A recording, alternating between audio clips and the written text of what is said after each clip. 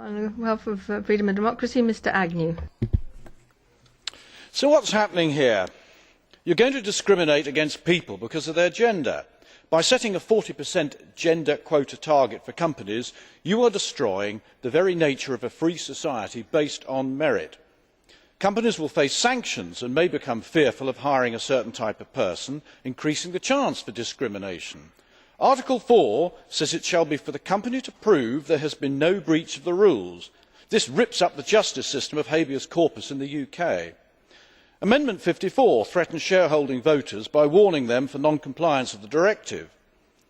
So will we see companies rerunning elections until the correct result is achieved, just like the Lisbon Treaty and the poor old Irish voters? Amendment 39 wants to add the forced dissolution of the company to the list of EU sanctions. This is pretty heavy.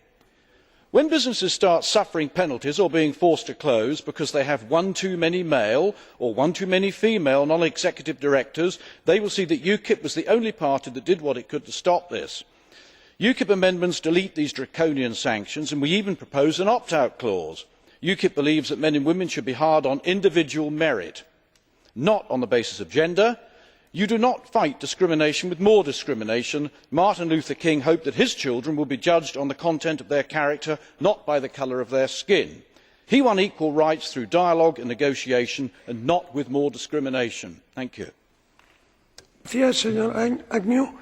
There is a blue card from you from Mr Tarabella. Mr Tarabella, you have the floor. Merci, Monsieur le Président. Thank you, President. I just wanted to ask Mr. Agnew something. I could put the same thing to Mrs. Yannakoudakis. I heard the same term. You talked about merit, that decision-making places should be given to people on merit. But don't you realise, colleagues, that at the moment, with the existing situation, women do not get promoted up the hierarchy into decision-making posts. So despite their merits, many women have been prevented from being promoted to such high posts just because they're women.